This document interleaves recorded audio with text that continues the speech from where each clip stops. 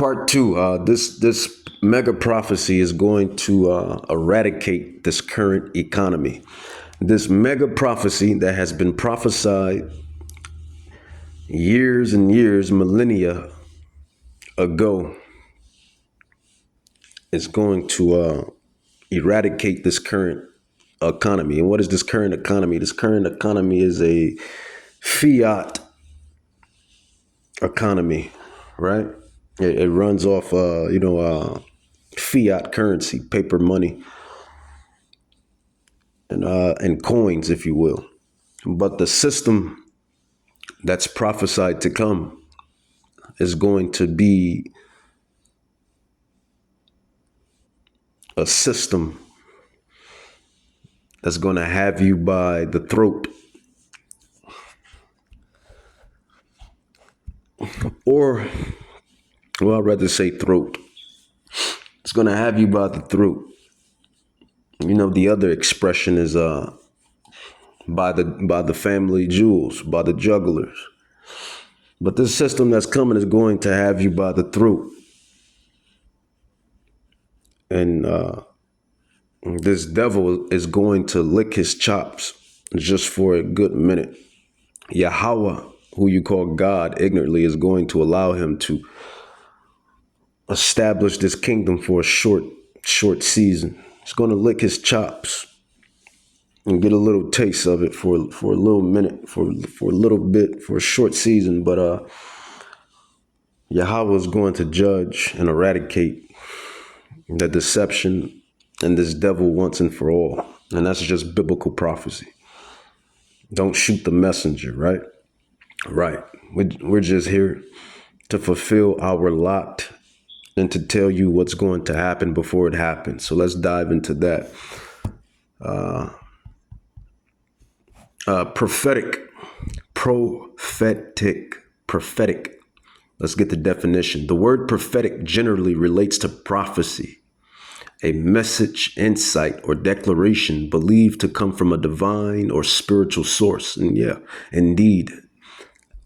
And that divine and spiritual source is Yahweh, Bahashim Yahweh Shai, who most people or most mortals in the world calls God and Jesus. They are the divine and spiritual sources. It says core definition, prophetic, adjective. It says foretelling the future by divine inspiration. It says speaking as a prophet or conveying a message believed to come from Yahweh. It says God, but we know it's Yahweh. He exists. That is what Yahweh means in the ancient Paleo Hebrew tongue. Yahweh. He exists. And Yahweh Shai is, he is salvation. He saves, roughly paraphrased, but salvation. He exists and he is salvation. That's basically Yahweh and Yahweh Shai in the ancient Paleo Hebrew tongue. It says, reading on, it says, speaking as a prophet or conveying a message believed to come from Yahweh or God. It says, accurately, salak, predicting events before they happen. Accurately predicting events before they happen. That is the job that English, and the other disciples, brothers, servants, prophets are in, from elder to Har on down to the rest of the elect, servants and apostles. We are in the profession of accurately predicting events before they happen, telling you what's going to happen before it happens. Prophecy. It says in different contexts, religious, spiritual, says a prophetic message is believed to be inspired by Yahweh or God, often delivered by a prophet, which the true prophets, they don't come from the Gentile. Don't get it twisted. Yahweh can use anybody. Let's grab that. Yahweh can use anybody. He says, I'll just roughly paraphrase it for the lack of, time and whatnot. But Yahweh, he can use anybody. He is the God of all flesh. Luke, Apostle Luke 137, Prophet Jeremiah 32, I believe that's Prophet Jeremiah 32:17. I believe Jeremiah 32:17. The power of Yahweh. He can use anybody. He can use an Israelite, or he can use a heathen. He can use a heathen or Israelite to convey and do whatever. But contextually and historically and predominantly, he always uses the Israelites, the bloodline people, to convey and to dissect and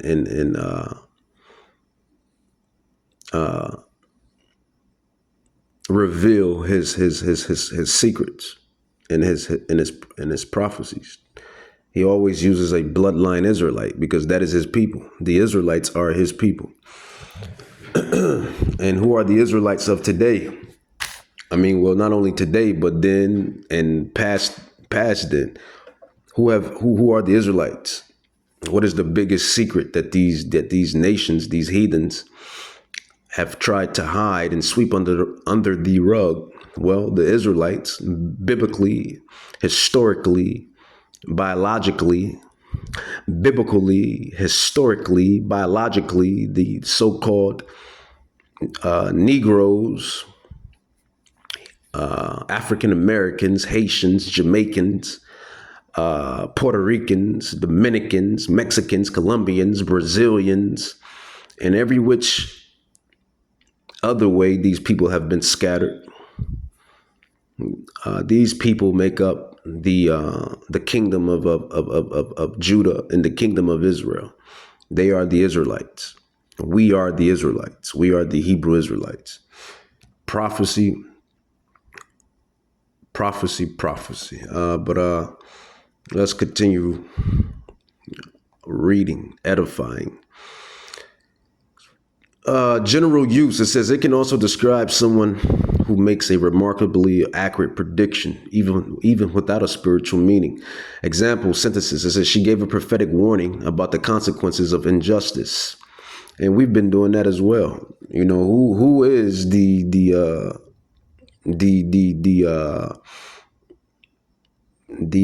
let's see, who is we can go with enforcer. Who is the enforcer of injustice right now? Who is the antagonist, if you will, of everything going right now? Well, the Bible, which is Yahweh's word, which is his word, it's his thoughts, his mind. Once you read the Bible, you learn to comprehend the mind and the spirit of Yahweh and Yahweh Shai. You learn to understand and comprehend what they like and what they don't like, who they like and who they don't like. It's just that simple. And that antagonist throughout the whole theme of the Holy Scrolls is a nation known as Esau. Ding, ding, ding, ding, ding, ding, ding, ding, ding, ding. A nation known as Esau. Idumea, Edom. Idumea, Edom, Esau. His Amalek, the Amalekites. This is the nation that Yahweh has a beef, in the streets or in the world, the term called beef. Yahweh has beef with this particular nation. They are the antagonists of this whole saga, of this whole arc, of this whole show, movie, series, if you will. And he has a beef with them. He has a beef so much with them that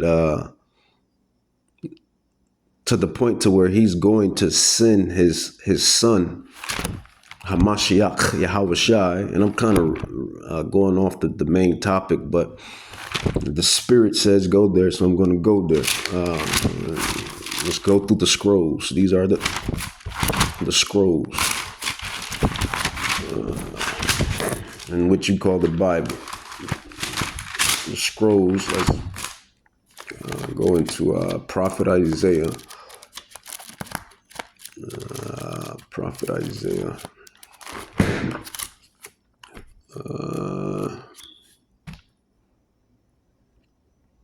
No.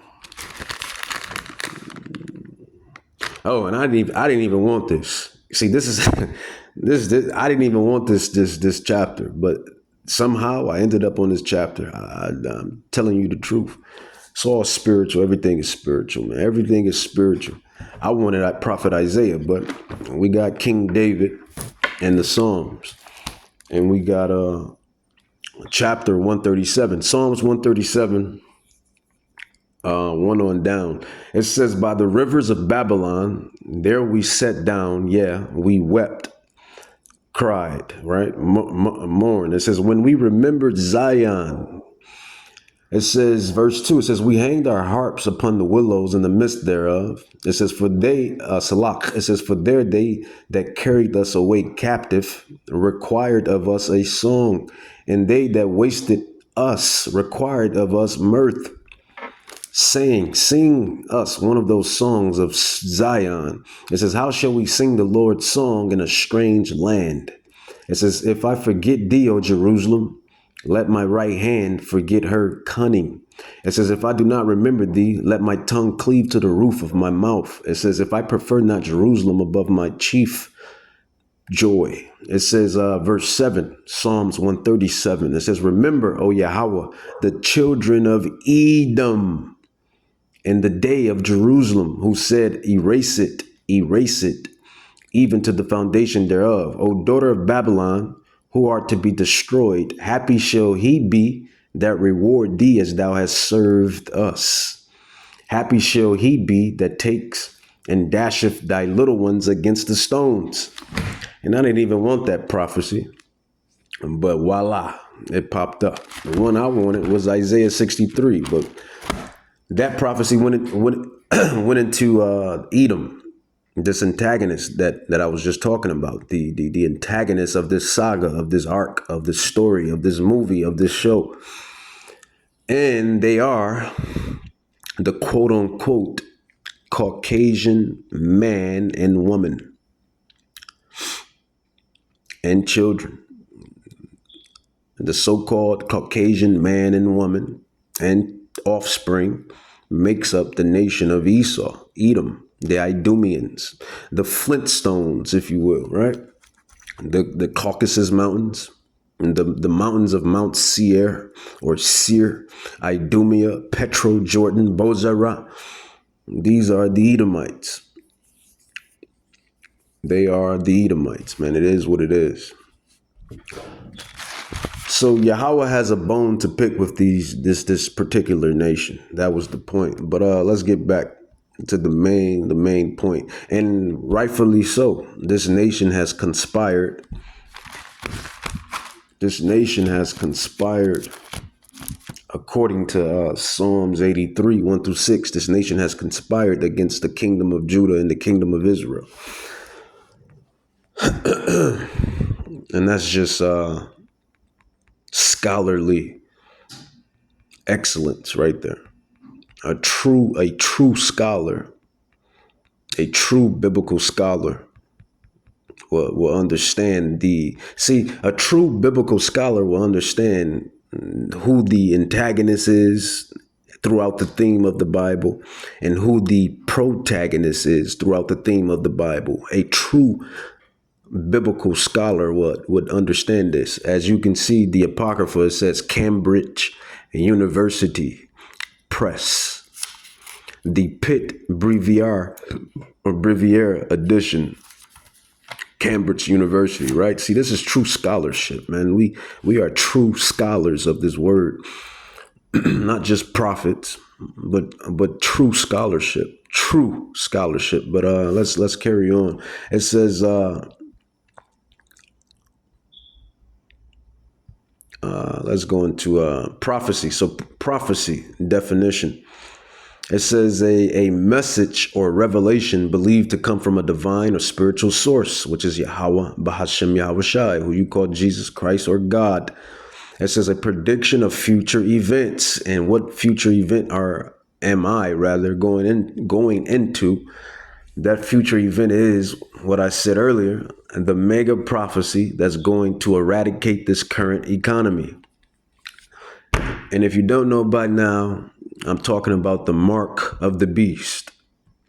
Ding, ding, ding, ding, ding, ding, ding, ding. The mark of the beast. That is what I'm talking about. It says a prediction of future events often given through a prophet. It says a statement that reveals Yahweh's will, warning, or guidance. It says key meaning. It says a prophecy is divinely inspired message, not just about the future, but also about truth, correction, instruction.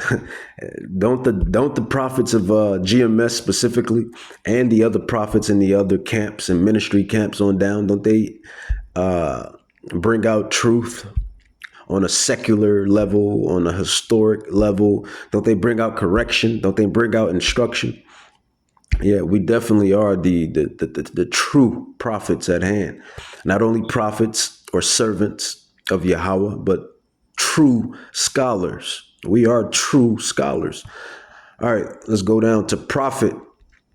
Prophet. It says a person who is believed to be chosen or inspired by Yahweh to deliver messages. Someone who speaks on behalf of a divine power. Not just a divine power, but a great divine power, a power so unfathomable, so unfathomable. It says a person who may foretell future events or reveal spiritual truth. And that is what we do. That is our true profession. We are in the business of prophecy. And I can't see it no other way. And with all that being said, if we aren't those men, then how are we able to break down this Bible that has been here for millennia? I'm exaggerating, but you get the point. You catch my drift.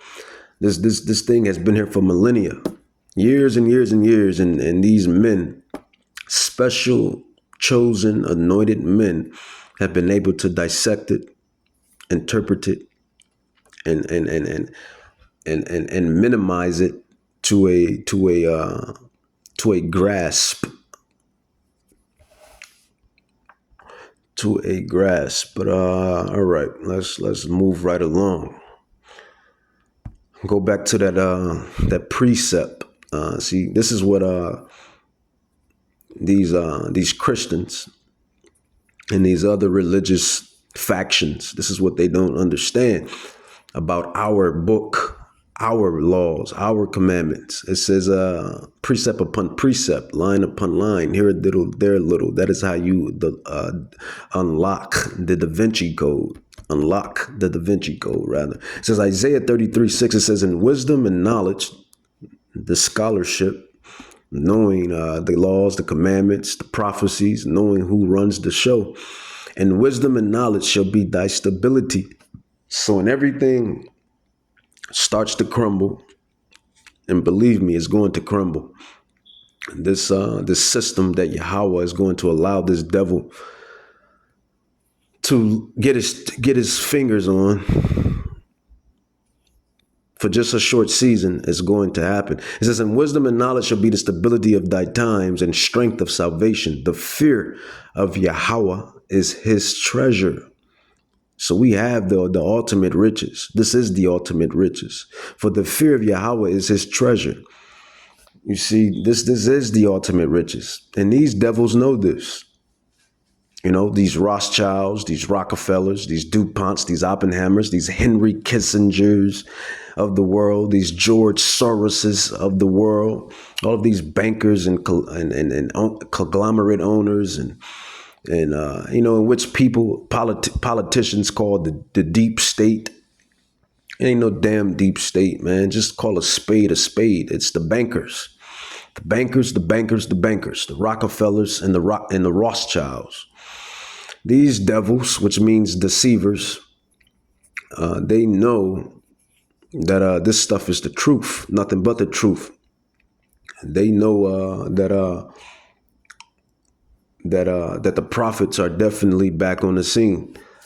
Why? These people have spent trillions of dollars to keep the chosen children in sleep and slumber.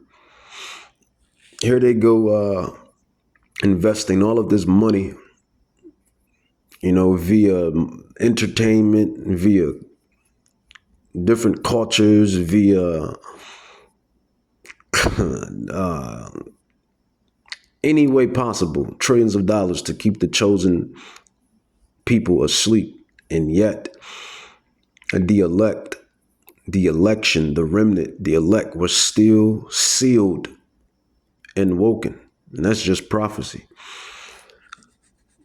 And they know they didn't do it, right? So somebody did it. Part 3.